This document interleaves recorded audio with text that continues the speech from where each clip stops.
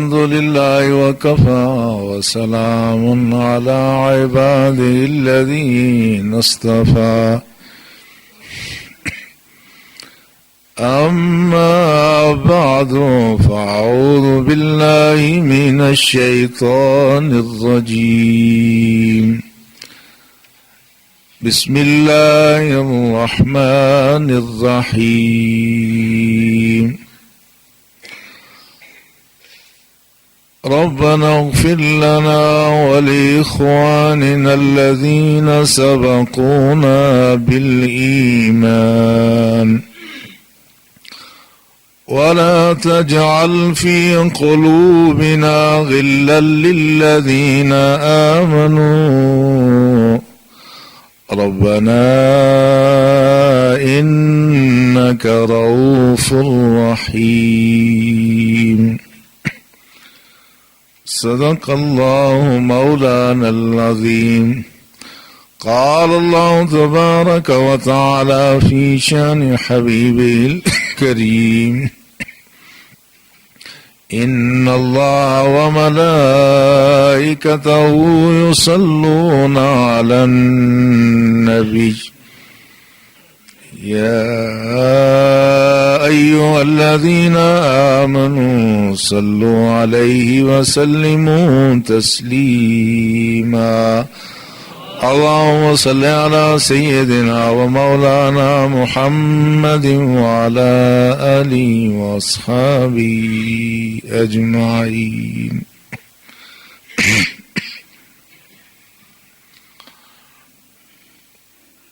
لاکھ احترام برادران اسلام، گزشتہ جمعۃ المبارک کے موقع پر جس موضوع پر گفتگو کا سلسلہ جاری تھا، آج بھی اسی کو آگے بڑھانے کی کوشش کی جائے گی.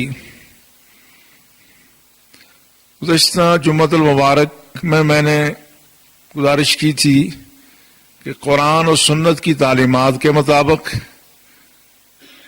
جب کوئی شخص دنیا سے چلا جائے تو سب سے زیادہ فکر اس بات کی ہونی چاہیے کہ اس کے ذمہ اللہ اور بندوں کا کیا حق تھا، بندوں کا کیا قرض اس نے دینا تھا، رب کا کیا قرض ہے، اس کی ادائیگی کی تدبیر کی جائے. نمازیں ہیں اور نمازوں کی ادائیگی ظاہر ہے دوسرا کوئی آدمی نہیں کر سکتا کسی کی طرف سے، اس کا کفارہ ادا کیا جائے. روزے ہیں، روزوں کا کفارہ ادا کیا جائے. کسی انسان کا قرض دینا ہے تو اس کا قرض ادا کر دیا جائے یا ادا کرنے کا وعدہ کر لیا جائے یا اس کو معاف کرنے پر آمادہ کر لیا جائے. لیکن بہرحال جانے والے کو خود بھی اس بات کی فکر ہونی چاہیے اور جانے سے پہلے اپنا حساب کتاب صاف کر دینا چاہیے. جتنا ہو سکے اتنا کم بوجھ لے کے آدمی دنیا سے جائے گا. اب بعد میں ایصال ثواب کا مرحلہ وہ تو نصیب کی بات ہے، نہ جانے کس کے پیچھے کوئی ایصال ثواب کرنے والا ہے، کس کے پیچھے نہیں ہے. اور جس کے پیچھے ہے اگر ایصال ثواب ہو بھی رہا ہے لیکن ایک شخص کے ذمہ اتنے بندوں اور اللہ کے حقوق ہیں تو وہ تو جتنا ایصال ثواب ہوگا وہ سارا اسی کے نظر ہوتا جائے گا اور شاید قبر و حشر میں اس کی جلد ٹھنڈی نہ ہو سکے. اس لیے اس بات کی فکر کی ضرورت ہے کہ ہم جب دنیا سے جائیں تو اللہ اور بندوں کا جو قرض ہے وہ پہلے ہی جہاں تک ہو سکے ادا کر کے جائے. جس نے نمازیں ترک کی بالغ ہونے کے بعد ان کا وہ کفارہ زندگی میں تو نہیں دے سکتا، اس کا آسان طریقہ یہ اس کی قضا شروع کر دے آدمی. اور یہ قضا ہے بھی آسان. اللہ جل شانہ وہ یہ چاہتے ہیں کہ بندے دنیا سے جائیں پاک صاف ہو کے جائیں. قضا نماز کی تسبیحات کم ہے، قضا نماز کی دعائیں کم ہیں، قضا نماز میں جو قرات ہوتی ہے اس میں اللہ نے تخفیف فرمائی ہے. اللہ نے بندوں کے لیے بہت آسانی پیدا فرمائی کہ کسی بندہ خدا نے نماز واجب ہونے کے بعد نمازوں کی ادائیگی میں کوتاہی کر لی تو اتنا آسان کر دیں قضا کو کہ کوئی آدمی اس سے محروم نہ رہے. اس کے باوجود بھی اگر کوئی آدمی اس سے ادائیگی سے محروم رہ جائے تو پھر ورثہ کا یہ فرض ہے کہ وہ ادا کریں. بالخصوص قرض کے لیے رسول اللہ صلی اللہ علیہ وسلم نے بڑی تاکید فرمائی، اور حدیث میں آتا ہے کان رسول اللہ صلی اللہ علیہ وسلم کان یقضی بالدین قبل الوصیہ، کہ کسی شخص نے وصیت کی ہے تو رسول اللہ وصیت کے بارے میں بعد میں پوچھتے تھے، پہلے پوچھتے اس کے ذمہ قرض کیا ہے، قرض ادا کر لیا جائے. اور قرض ادا کرنے کے بعد پھر بہتر یہ ہے کہ آدمی جاتے ہوئے کچھ وصیت بھی کر جائے. اگر کسی کے ذمہ کچھ اللہ اور بندوں کا حق ہے تو بتا کے جائے، پھر وصیت کرے کہ میرے لیے بعد میں ایصال ثواب بھی کر لینا. اس سے بھی ایک شرعی مسئلہ حل ہو جاتا ہے. شرعی مسئلہ یوں حل ہوتا ہے کہ کوئی آدمی مر جائے تو اس کی اگر چھوٹی اولاد پیچھے رہ جائے تو جب تک وہ بالغ نہ ہو اس وقت تک نابالغ اولاد کے حصے کے ترکے میں سے کوئی آدمی صدقہ خیرات نہیں کر سکتا.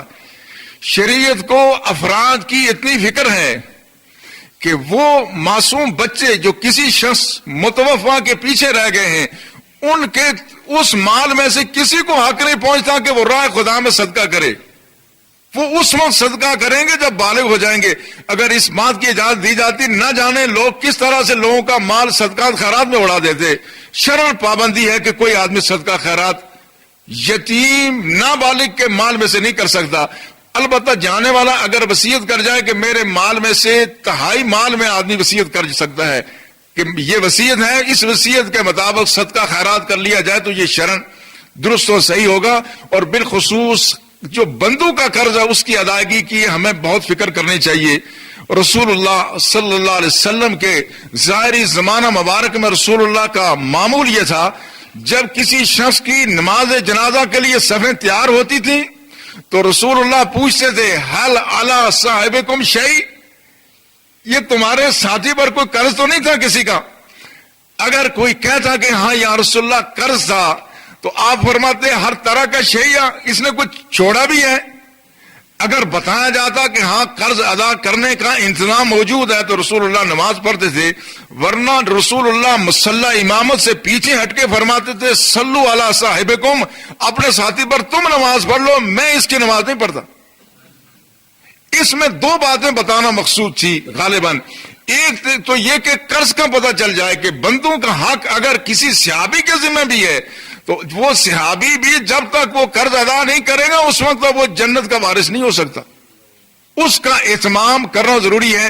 اور دوسرا، قرض کی ادائیگی کے لیے ایک ترغیب اور ترکیب بھی تھی. ہوتا یہ تھا جب رسول اللہ مصلی امامت سے پیچھے تشریف لاتے تو کوئی صحابہ میں سے کھڑا ہو جا کہتا یا رسول اللہ ہوا علیہ، یا رسول اللہ اس کا قرض میرے ذمہ ہے. ابو قتادہ کہتے ایک دفعہ رسول اللہ نے ایسے ہی کیا، میں نے عرض کیا یا رسول اللہ ہوا علیہ، اس کا قرض میرے ذمہ ہے. تو رسول اللہ صلی اللہ علیہ وسلم نماز جنازہ تو پڑھائی، پھر فرمایا بالوفا بالوفا بالوفا، وہ وعدہ پورا کرنا ہے تم نے. رسول اللہ مجھے وعدہ یاد دلاتے رہے. حضرت علی نے ایک مرتبہ ایسا کیا تو آپ نے فرمایا، پوچھا حضرت علی کے گھر گئے، پوچھا وہ جو جس شخص کا قرض ادا کرنے کا تم نے وعدہ کیا تھا کیا تم نے قرض ادا کر دیا؟ عرض کیا یا رسول اللہ ادا کر دیا. فرمایا اب اس کی جلد ٹھنڈی ہوئی ہے. یہ صحابی ہیں، یہ کوئی عام لوگ نہیں ہیں، مگر قرض کا معاملہ ایسا، بندوں کا حق ایسا ہے کہ اللہ کی ذات یہ چاہتی ہے کہ بندہ بندے کے حق سے، اس کے خون سے اپنے دامن کو آلودہ نہ کرے. بندہ بندے کے ساتھ نیکی خیر کا رویہ رکھے، کسی کا حق آدمی نہ مارے. اس لیے رسول اللہ صلی اللہ علیہ وسلم نے جب بعد کے دنوں میں خوشحالی ہوئی تو رسول اللہ صلی اللہ علیہ وسلم نے اعلان فرما دیا، فرمایا من توفی من المؤمنین وترک دینا فعلی قضاؤ. فرمایا اب مومنوں میں سے جو مرے گا اس کے ذمہ قرض ہوگا تو فرمایا انا بالمؤمنین من انفسہم، فرمایا میں مومنوں کے اتنے قریب ہوں جتنے ان کی جانیں بھی ان کے قریب نہیں ہیں، میرا اتنا مومنوں سے تعلق ہے. فرمایا اب جو ملت کا فرد مرے گا ان طرح کا دینا فعلی قضاؤ، اگر کوئی مر گیا تو اس کا قرض مجھ محمد کے ذمہ ہے صلی اللہ علیہ وسلم. وہ ان طرح کا مال فل ورثتی، کسی نے مال چھوڑا تو اس کے وارث اس کے ورثاء ہوں گے، پسماندگان ہوں گے، لیکن کسی نے قرض چھوڑا تو قرض میں خود ادا کروں گا صلی اللہ علیہ وسلم. فدا ہو ابی و امی. اب آپ اس سے ذرا تھوڑا سا اس پہ اندازہ لگائیں, اس پہ سوچیں کہ قرض کون سی رقم ہے. کیا قرض ہم کسی سے زبردستی چھینتے ہیں؟ قرض کوئی شخص اپنی مرضی سے, اپنی خواہش سے, اپنی خوشی سے ہمیں دیتا ہے, مگر اس مال کا جو کسی نے اپنی مرضی اور خواہش سے ہمیں دیا, اس مال کی ادائیگی میں اگر معیار اتنا سخت ہے تو وہ مال جو ہم زبردستی کا کسب کرتے ہیں, وہ مال جو ہم نے قومی خزانوں سے جو مال لوٹا جاتا ہے, جو افراد سے لیا جاتا ہے کسی بھی صورت میں, وہ رشوت میں ہو, کسی اور معاملے میں ہو, جو ہم دوسروں کا مال غصب کر لیتے ہیں, اس کی قضا کیسے ہوگی؟ اگر قرض کا مسئلہ یہ ہے کہ کوئی آدمی مرضی سے والنٹیئر طور پر کسی کو قرض دیتا ہے کہ اپنی ضرورتیں پوری کر لو, یہ مال تمہارے حوالے ہے, اس قرض میں اگر اتنی سختیاں ہیں تو جو ناجائز ذرائع سے لوگوں کا مال ان کی مرضی کے خلاف زبردستی لے لیا جاتا ہے, اس کا کیا حال ہوگا؟ اس کی فکر کی ضرورت ہے. اور صحابہ کرام رضوان اللہ تعالی علیہم اجمعین اس کی فکر کرتے تھے. احادیث میں ایسی بے شمار مثالیں موجود ہیں کہ صحابی دنیا سے تشریف لے گئے, کسی کا قرض تھا, کسی کا مال نہیں مارا ہوا تھا, قرض لیا تھا اور مشکل میں قرض لیا تھا, غربت میں قرض لیا, لیکن ادا نہیں کر سکے. لیکن جب تک قرض ادا نہیں ہوا صحابی کی گل و خلاصی نہیں ہوئی ہے. عالم برزخ ایک مختصر سا رسالہ ہے, دارالعلوم دیوبند کے محتمم قاری محمد طیب صاحب نے یہ لکھا. اس میں وہ 2 صحابہ کا واقعہ بیان کرتے ہیں, شاید میں نے پہلے ذکر کیا ہوگا. حضرت عوف اور حضرت صاحب 2 صحابی ہیں. انہوں نے آپس میں وعدہ کیا تھا کہ ہم میں سے جو پہلے مر گیا وہ پیچھے والے اپنے دوست کو اپنے حالات سے باخبر رکھے گا کہ قبر میں کیا بیت رہی ہے. تو حضرت صاحب کا وصال ہوا اور حضرت عوف کو خواب میں آئے تو پھر 3 باتیں بتائی تھی, اور اس میں 2 باتیں یہ تھی. ایک تو انہوں نے کہا کہ میرے گھر میں بلی مر گئی, مجھے اس کا پتہ چل گیا, میری بچی 1 مہینے بعد 1 ہفتے بعد انتقال کرنے والی ہے, یہاں فیصلہ ہو چکا ہے, وہ آنے والی ہے. لیکن جو تیسری بات جس پر آپ کی توجہ مبذول کرانا مقصود ہے, وہ حضرت صاحب کے گلے میں ایک توق لٹکا ہوا تھا. تو حضرت عوف نے خواب میں ہی پوچھا کہ یہ کیا معاملہ ہے. کہا فلاں یہودی کا میرے ذمہ قرض تھا, وہ قرض میں نے پوٹلی میں باندھ کر کے اپنے گھر میں فلاں کیل کے ساتھ لٹکایا ہوا ہے, تم جاؤ وہ قرض ادا کرو تاکہ میری گردن آزاد ہو جائے. پھر وہ صحابی وہ حضرت عوف ان کے گھر میں گئے, گھر میں جا کے بیٹھے تو دیکھا تو وہ سامنے پوٹلی نظر آئی جو انہوں نے خواب میں دیکھی تھی. جو جتنے درہم دنانیر بتائے تھے کھولے تو وہ وہی نکلے, اور جس صحابی کا پتہ بتایا تھا لے کر کے اس کے پاس گئے تو اس نے کہا اللہ محمد کے اس ساتھی کو معاف فرمائے, اس کو تو اللہ نے خرچ کرنے کی مہلت نہیں دی, یہ وہی درائم و دنانیر جو مجھ سے لے کے گیا تھا, پر وہ خرچ بھی نہیں ہوئے, گھر میں رکھے ہوئے ہیں. اللہ کے رسول کا صحابی ہے, اللہ کے رسول کے صحابی کے ساتھ اگر یہ معاملہ ہو تو پھر عام لوگوں کو بھی اپنی فکر کرنی چاہیے, اور جانے سے پہلے اپنا حساب آسان کر کے جانا چاہیے. جو اپنے لیے خود مشکلات پیدا کر لیں ان کے لیے پیچھے کوئی کتنی آسانی کرے گا. اپنے لیے آسانیاں ہوں گی تو پھر جانے والوں کے لیے جو ایصال ثواب ہوگا اس کے ذریعے سے اور اللہ کرم فرمائے گا, اس کے لیے آسانیاں ہو جائیں گی. اور صحابہ کا معمول یہ تھا, کوئی آدمی مر جائے فوراً اس کے لیے ایصال ثواب کا سلسلہ شروع ہو جاتا تھا. مسلم شریف کی حدیث ابن عباس روایت کرتے ہیں کہ جب حضرت عمر کا انتقال ہو گیا, فوضع عمر رضی اللہ تعالی عنہ علی السریر فتکفنہ الناس, کہ جب حضرت عمر کا وصال ہو گیا لوگوں نے ان کو اپنی چارپائی پہ رکھا اور ان کو کفن دینے لگے, ان کی تکفین ہونے لگی. تو اسی دوران صحابہ کیا کرتے تھے, فیدعون اللہ ویثنون ویصلون علیہ قبل ان یرفع. تو ابھی حضرت عمر کی وہ لاش, ان کا وہ جنازہ, شہید وجود عمر جیسا عادل حکمران ہے, مگر ان کے لیے بھی ایصال ثواب ہو رہا ہے. ابھی ان کی میت قبر میں نہیں اتاری گئی, ابھی وہ اپنی چارپائی پر ہیں. تو صحابہ کیا کرتے, یدعون اللہ, ان کے لیے دعا کرتے تھے, وہ یثنون, اللہ کی حمد و ثنا کرتے تھے. وہاں سیاسی تبصرے نہیں ہوتے تھے جس طرح آج ہمارے یہاں رواج ہو گیا, کوئی آدمی مر جائے پتہ ہی نہیں چلتا کہ یہاں کوئی سوگ ہے, کوئی مرا ہوا ہے. سیاسی تبصرے, یہ سیاست ہمیں لے ڈوبی ہے. کوئی اللہ کا ذکر نہیں ہے. کوئی اگر ختم کی بات کریں, چلیں بیٹھ کے اللہ کا ذکر کریں, تو دنیا دار کیا دیندار بھی منہ موڑ کے گزر جاتے ہیں. ایسا لگتا ہے جس طرح کوئی غیر شرعی کام ہو رہا ہے, حالانکہ صحابہ کا یہ معمول نہیں تھا. اب حضرت عمر کے لیے ایصال ثواب ہو گیا. اب جب حضرت عمر کی نماز جنازہ ادا ہوئی تو حضرت عبداللہ بن سلام یہ صحابی ہیں, یہ نماز جنازہ میں شریک نہیں ہو سکے. یہ نماز جنازہ میں شریک نہیں ہو سکے. انہوں نے دور سے آتے ہوئے دیکھا کہ نماز جنازہ تو ادا ہو گئی. انہوں نے وہاں سے آواز لگائی. انہوں نے کیا کہا؟ ان سبقتمونی بالصلاۃ علیہ فلا تسبقونی بالدعاء لہ. کہا اگر تم نے نماز مجھ سے پہلے پڑھ لی ہے تو مجھ سے پہلے تم دعا نہ کرنا. ان سبقتمونی بالصلاۃ علیہ فلا تسبقونی بالدعاء لہ.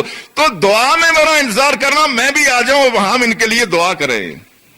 اب دعا کو شرعی طور پر ایسا ناپسندیدہ بات لوگ سمجھتے ہیں کہ گویا دعا کر لی تو نہ جانے اسلام کا کون سا ضابطہ ٹوٹ جائے گا. حالانکہ میں نے آپ کو بتایا تھا کہ رسول اللہ صلی اللہ علیہ وسلم نے فرمایا اذا صلیتم علی المیت فاخلصوا له الدعاء. جب نماز میت کی ادا کر لو تو خالص اس کے لیے بھی دعا کیا کرو. لہذا وقت ہو اور کوئی ایسی پریشانی نہ ہو, موسمی حالات اگر اجازت دیں تو ہمیں چاہیے کہ ہم کسی جانے والے کے جانے سے پہلے اس کے لیے ایصال ثواب کریں. جب وہ دنیا سے جائے تو ایصال ثواب کریں, اس کے بعد اس کے لیے ایصال ثواب کرتے رہیں جہاں تک ممکن ہو سکے. یہ ایصال ثواب جاری رہے گا, اللہ جل شانہ اس کو وہاں فائدہ عطا فرمائے گی. صحابہ کا یہی معمول تھا. اب یہ جو فائدہ ہے, لوگوں کے بندوں کے حقوق ادا ہو گئے, اب یہ اضافی ثواب مل رہا ہے اپنے پسماندگان کی طرف سے.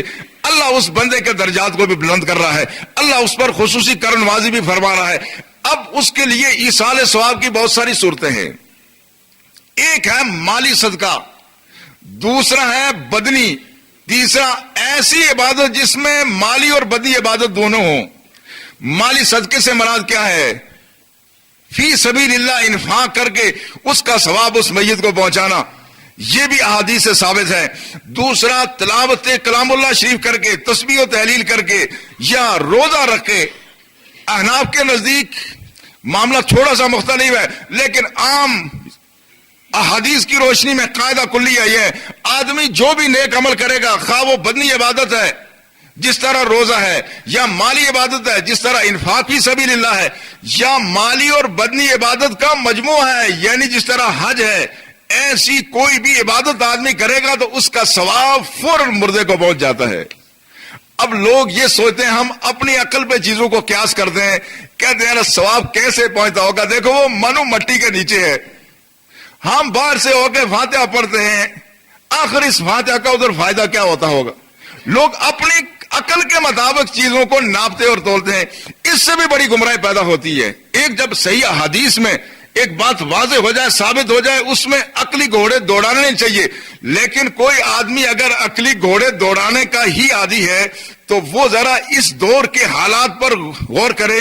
میں نے شاید ایک گزارش کی تھی, میں کراچی میں تھا, میرے پاس پیسے ختم ہو گئے کراچی صدر میں, تو میں نے مولانا تنویر صاحب کو فون کیا, جناب پیسے ختم ہو گئے ہیں تو کیا ہونا چاہیے. انہوں نے کہا آدھے گھنٹے بعد آپ اپنا اکاؤنٹ چیک کر لیں. انہوں نے یہاں ڈالے, آدھے گھنٹے بعد کراچی میں میں نے پیسے لے لیے. اور یہی بات نہیں, اب ویسٹرن یونین کے ذریعے سے جو کاروبار دنیا میں ہو رہا ہے, لوگ جانتے ہیں ویسٹرن دنیا کے کسی کونے میں آپ نے ویسٹرن یونین میں پیسے دیے, تھوڑے دیر بعد یہاں پاکستان میں مل جاتے ہیں. آپ نے یہاں دیے تو امریکہ میں مل جاتے ہیں, 8-10 ہزار کلومیٹر دور وہ پیسے. یہ اگر بندوں کا نظام اتنا فاسٹ ہو گیا ہے, اتنا عمدہ نظام ہو گیا, خدا کا نظام کیا اتنا سست ہے کہ ہم اپنے جانے والے کو جو چند میٹر بھی ہم سے دور نہیں ہے اسی دنیا میں, اب اگر ہم اس کے لیے ایصال ثواب کریں, ہم کہیں جی پہنچتا کیسا. میں پوچھتا ہوں, آج سے اگر 10-15 سال پہلے یہ پوچھا جاتا تھا کہ کیا اس طرح سے ویسٹرن یونین سے پیسہ جا سکتا ہے, کیا کریڈٹ کارڈ سے پیسہ ملتا ہے, تو سارے کہتے نہیں پہنچ سکتا. اس وقت ٹیکنالوجی ہماری اتنی ڈیولپ نہیں ہوتی. اب چونکہ ہمارے یہ ذرائع اتنے زیادہ بہتر ہو گئے ہیں کہ آج پہنچ سکتا ہے. اگر بندو کا بھیجا ہوا پیسہ مل سکتا ہے, اللہ جب فرماتا ہے ہاں کہ جو بندوں کا ایصال ثواب کرتے ہیں, جب رسول اللہ صلی اللہ علیہ وسلم سے صحابہ نے عرض کیا, ایک صحابہ نے عرض کیا یا رسول اللہ صلی اللہ علیہ وسلم ان امی افتلت نفسها واظنها لو تکلمت لتصدق اتصدق عنہا یا رسول اللہ صلی اللہ علیہ وسلم.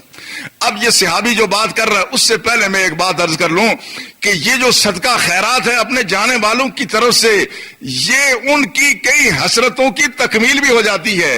کیسے؟ اس طرح سے کہ آدمی کو بعض دفعہ موت کو پوچھ کے تو نہیں آتی، موت کوئی پہلے اطلاع کر کے تو نہیں آتی. موت کے آثار اب جو جس طرح سے موت آ رہی ہے، پہلے پھر بھی لوگ بیمار ہوتے تھے، مہینوں بیمار ہوتے تھے، موت کے آثار ظاہر ہوتے، لوگ توبہ استغفار بھی کرتے، صدقہ خیرات بھی کرتے، وصیتیں کرتے. اب چلتے چلتے موت آتی ہے. یہ جو موت آتی ہے نہ جانے آدمی کے دل میں کتنی حسرتیں ہیں کہ آدمی کو موقع ملتا تو نہ جانے آدمی کیا کیا وصیت کرتا. صحابی بھی یہ کہتا ہے یا رسول اللہ صلی اللہ علیہ وسلم ان امی یفتلتت نفسها وَأَظُنُّهَا لَوْ تَكَلَّمَتْ لَتَصَدَّقَتْ. کہا یا رسول اللہ میری ماں کو اچانک موت آ گئی اور مجھے یقین ہے کہ اگر ان کو موت سے پہلے آثار ظاہر ہوتے، بولنے کا موقع ملتا تو وہ صدقے کی ضرور وصیت کرتی. اب وہ دنیا سے چلی گئی ہیں. اتصدق عنہا یا رسول اللہ کیا میں ان کی طرف سے صدقہ کر سکتا ہوں؟ فرمایا نام. مسلم شریف کی حدیث ہے، فرمایا ہاں اس کی طرف سے صدقہ کرو، صدقے کا فائدہ ملے گا. ایک دوسرے صحابی نے عرض کہ یا رسول اللہ صلی اللہ علیہ وسلم ان ابی مات وترک مالا ولم یوصی. یا رسول اللہ میرے والد مر گئے ہیں، مال تو چھوڑا مگر وصیت کا موقع نہیں ملا، تو کیا میں ان کی طرف سے صدقہ خیرات کروں؟ یکفر عنہا لو اتصدق عنہ. اگر میں ان کی طرف سے صدقہ کر لوں تو کیا ان کو کفارہ ادا ہو جائے گا؟ فرمایا نعم. فرمایا ہاں کفارہ ادا ہو جائے گا. جب اللہ کے رسول ضمانت دے دیں کہ کوئی آدمی صدقہ خیرات کرے تو اس کا کفارہ ادا ہو جائے گا، قبروں میں فائدہ پہنچ جائے گا، پھر اس کے بعد جو یقین نہ کرے اس کے ایمان کو کیا کیا جائے، پھر اس کے بارے میں کیا کہا جائے؟ جو اللہ کے رسول جب فرما دیں کہ جو آدمی صدقہ خیرات کرے گا اس کا صدقہ خیرات یقیناً پہنچے گا، لہذا اس کے بعد کوئی شک و شبے کی گنجائش نہیں رہتی. آپ دنیا سے تشریف لے جائیں گے مگر یہ جو مال ہے یہ اس کا حصہ آپ کو ملتا رہے گا. مسجد کی تعمیر کے سلسلے میں اب جو ہمارا آگے ارادہ ہے مسجد کی تعمیر کا، جو ہمارے وسائل ذرائع اس میں کوشش تو کرتے ہیں، مگر بعض دفعہ ہمیں یہ احساس ہوتا ہے کہ یہ مسجد شاید ہمیں ہی بنانی پڑ جائے. کسی بڑے سرمایہ دار کے شاید نصیب میں یہ بات ہے ہی نہیں، چونکہ بڑے سرمایہ دار جو بنتے ہیں جس ذریعے سے سرمایہ آتا ہے وہ ذرائع پہ غور کریں تو بڑی تکلیف بھی ہوتی ہے. میں نے کئی سرمایہ داروں کا ذکر بھی کیا تھا. آپ سفید پوش لوگ ہیں، حسن ظن اور آثار یہی ہے کہ آپ کی کمائی صاف ستھری ہوتی ہے، تو شاید آپ کی کمائی سے ہی یہ اس مسجد کی تعمیر اب ہونے کا مرحلہ ہو. آپ قرب و جوار میں دیکھ رہے ہیں بڑی بڑی عمارتیں بن گئیں، لیکن خدا ہدایت دے ہمارے حکام کو، ہماری حکومتوں کو، ہماری ایجنسیوں کو کہ لوگوں نے زلزلے کے بعد اپنے گھر بنانے کی فکر کی اور حکومتوں نے لوگوں کے گھر تو بنائے مگر خدا کا کوئی گھر کسی حکومت نے نہیں بنایا. کوئی ایک گھر بھی اگر حکومت نے بنایا ہو اس ایریے میں تو آپ مجھے بتا سکتے ہیں، باقی کسی اور جگہ اگر بنایا تو مجھے اس کا علم نہیں ہے. مظفر آباد میں دیکھا ہے سیکریٹریٹ کی مسجد، وہ پلاٹ ابھی خالی پڑا ہوا ہے، باقی سارے دفتر بن گئے ہیں. یہ جو صورتحال ہے یہ بڑی تکلیف دہ ہے، لیکن اہل ایمان انشاءاللہ اپنی حلال نیک کمائی سے یہ کام جاری رکھیں گے. لیکن آپ دیکھ رہے ہیں قرب و جوار کی یہ عمارتیں جب تیار ہو گئی اور یہاں پر لوگ جب آگے دفاتر میں، تو ان سب لوگوں کے لیے زور کی نماز ادا کرنا بھی یہاں مشکل ہو جائے گا. ایک عرصے سے ہم یہ بات کر رہے ہیں، لیکن بہرحال ان کا اپنا کام ہے، وہ کریں یا نہ کریں، ہم اس کے لیے تیاری کر رہے ہیں. تو میں عرض یہ کر رہا تھا کہ اب جب رسول اللہ صلی اللہ علیہ وسلم نے اس بات کی ضمانت دے دی تو اب کسی کو اس میں شبہ نہیں ہونا چاہیے. جیسے بھی ہو سکے. حضرت سعد بن عبادہ کہتے ہیں میں رسول اللہ صلی اللہ علیہ وسلم کی خدمت میں حاضر ہوا اور رسول اللہ صلی اللہ علیہ وسلم سے عرض کی یا رسول اللہ، میں اس وقت گھر میں موجود نہیں تھا جب میری ماں پردہ کر گئی ہے، تو فرمایا آپ بتائیں کہ سب سے اچھا صدقہ کون سا ہوگا میری ماں کے لیے کہ اس کو فائدہ پہنچے؟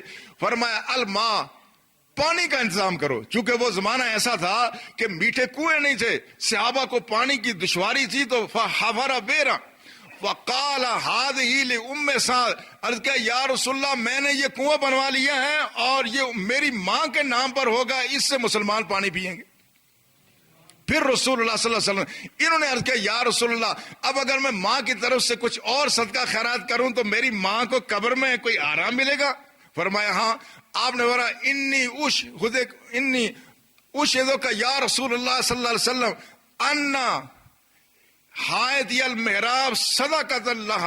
یا رسول اللہ میں آپ کے سامنے اس بات کا اعلان کرتا ہوں کہ میرا یہ جو باغ محراب ہے یہ میں نے اپنی ماں کے نام صدقہ کر دیا ہے. اب صحابہ رسول اللہ کے سامنے صدقہ خیرات کرتے ہیں اور رسول اللہ صلی اللہ علیہ وسلم اس پر تعریف فرماتے ہیں. اور خود رسول اللہ صلی اللہ علیہ وسلم نے بھی اپنے لیے بھی لوگوں کو کہا. اب اس میں یہ بھی غلط فہمی نہیں ہونا چاہیے. بعض لوگ کہتے ہیں جی فلاں آدمی تو نیک تھا اب چلا گیا تو پر صدقہ خیرات کا کیا فائدہ؟ کوئی جتنا بھی نیک ہو ہر شخص کو عالم برزخ میں فائدہ پہنچتا ہے. صحابہ اگر لوگوں سے وعدہ لیتے ہیں اور خود رسول اللہ صلی اللہ علیہ وسلم نے حضرت علی سے وعدہ لیا. حضرت علی ہمیشہ 2 قربانیاں کرتے تھے. صحابہ نے عرض کیا آپ 2 قربانیاں کیوں کرتے ہیں؟ فرمایا او ثانی رسول اللہ صلی اللہ علیہ وسلم ان اضحی عنہ فاضحی لہ کہ رسول اللہ نے مجھے وصیت کی تھی کہ علی ایک قربانی میرے لیے بھی کرنا تو میں ایک قربانی اپنی طرف سے اور ایک رسول اللہ کی طرف سے کرتا ہوں. وہ اللہ کے رسول جن کا نام شب و روز 24 گھنٹوں میں آسمانوں تک گونجتا ہے, مسجدوں کی اذانوں میں ان کا نام, نمازوں میں ان کا نام, صدقات و خیرات میں ان کا نام, تلاوت اور دعا و مناجات میں ان کا نام, ان پر زمینوں کے مکین نہیں آسمانوں کے قدسی بھی ان پر درود و سلام بھیجتے ہیں. اگر اس ذات کی خواہش ہے کہ ہمارے لیے صدقہ خیرات کیا جائے تو پھر اور کون شخص ہے جو صدقہ خیرات سے بے نیاز ہے؟ اس لیے کہ وہاں درجات بلند و بالا ہوتے ہیں. اور حدیث میں آتا ہے, امام طبرانی نے اس حدیث کو نقل کیا کہ جب کسی آدمی کے لیے صدقہ خیرات ہوتا ہے تو جبریل آمین وہ صدقہ خیرات کا ثواب لے کے قبر کے کنارے جاتے ہیں اور کہتے ہیں یا صاحب القبر العمیق ہذہ ہدیۃ لک, کہتے ہیں اے گہری قبر میں مدفون یہ تیرے اہل کی طرف سے تیرے لیے صدقہ ہے, تیرے لیے ہدیہ ہے, یہ تحفہ ہے. فَيَفْرَحُ وَيَسْتَبْشِرُ تو وہ آدمی خوش ہوتا ہے اور لوگوں سے مبارکبادیں وصول کرتا ہے. کہتا ہے دیکھو میرے لیے کسی نے کچھ بھیجا ہے. آج کوئی مفلس آدمی ہو جو تنگ دست ہو اس کا باہر سے کوئی بیٹا کوئی رشتہ دار کوئی پیسے بھیجے تو آدمی کتنا خوش ہوتا ہے, اور جن کا کوئی بھیجنے والا نہ ہو. بعض دفعہ ایسا منظر بھی میں نے دیکھا کہ کسی کا باہر سے چیک آیا پیسے آئے تو دوسرے شخص کو میں نے دیکھا بے اختیار اس کے آنسو نکل گئے. تو پوچھا کیوں؟ کہا میں لاولد ہوں, کاش کہ میری بھی اولاد ہوتی تو میرے لیے بھی آج کوئی بھیجتا.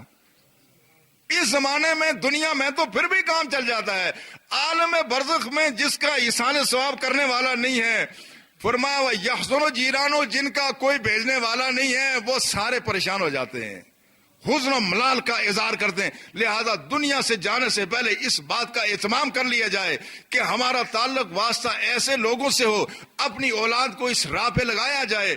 ہم اپنے جانے والوں کے لیے صدقہ خیرات کریں گے, آنے والے ہمارے لیے کریں گے, اور اگر ہم اپنے جانے والوں کے لیے صدقہ خیرات نہ کریں تو پیچھے آنے والے کبھی ہمارے لیے صدقہ خیرات نہیں کرتے.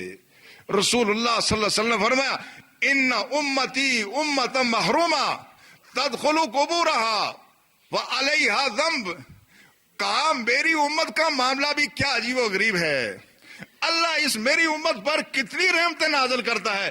یہ قبروں میں داخل ہوتے ہیں تو گناہ لے کے جاتے ہیں, وَتَخْرُجُ مِنْ قُبُورِهَا لَا ذَنْبَ عَلَيْهَا, کہا جب قبروں سے نکلتے ہیں تو ان پہ کوئی گناہ نہیں ہوتا. اور فرمایا یہ مومنوں کے استغفار کی وجہ سے خدا ان کے وہ سارے گناہ معاف فرما دیتا ہے. لہذا یہ ملت یہ رحم والی ملت ہے. ایسی ملتیں بھی ہیں کہ جن کا پیچھے کوئی صدقہ خیرات بھی کرے لیکن اس کا ثواب پہنچتا نہیں, اس لیے کہ رسول اللہ صلی اللہ علیہ وسلم نے حضرت عمر بن عاص سے نے پوچھا یا رسول اللہ میرے والد دنیا سے چلے گئے, میں ایصال ثواب کروں تو کیا فائدہ ہوگا؟ فرمایا حل ہوا اقر بالتوحید, کیا وہ توحید کا پیروکار تھا, کیا اللہ پر یقین رکھتا تھا؟ فرمایا اگر اللہ پر یقین رکھتا تھا اور مجھ پر ایمان لاتا تھا تو پھر فائدہ پہنچے گا, ورنہ فائدہ نہیں پہنچتا. دنیا میں اس وقت جو اربوں انسان ہیں ان میں صرف مسلمان ہی وہ ایسی قوم ہے کہ جس کا فائدہ پہنچانے کا ذریعہ موجود ہے، باقی کسی کا فائدہ نہیں پہنچتا۔ ہم دنیا کی خوش نصیب قوم ہیں کہ ہم مر کے بھی اپنے دنیا کے جو ہمارے اصحاب حقوق ہیں اور جو ہمارے پسماندگان ہیں، ہمیں ان کے ہدیات قبروں میں بھی پہنچتے ہیں اور بروز حشر یہ پہنچتے ہی رہیں گے۔ لہذا اس بات کا اہتمام کیا جائے۔ اب اس کی جو آگے تفصیلات جزیات ہوتی ہیں کہ وہ کیسے کیا جائے، یہ جو نفلی صدقات ہم کرتے ہیں دعا میں، درود میں، فاتحہ میں، اس کی شرعی حیثیت کیا ہے، اس پر تو میں انشاءاللہ اگلے جمعے شاید نہ عرض کر سکوں، چونکہ میرے دریک میں کچھ احباب بہت عرصے سے اصرار کر رہے ہیں کہ ایک جمعہ آپ یہاں بھی پڑھائیں، شاید اگلا جمعہ مجھے وہاں پڑھانا پڑے۔ اس کے بعد انشاءاللہ میں اس کی تفصیل عرض کروں گا۔ اللہ ہمیں حق بات سمجھنے اور حق پر عمل کرنے کی توفیق عطا فرمائے۔ وما علینا الا البلاغ، سنت ادا فرمائے۔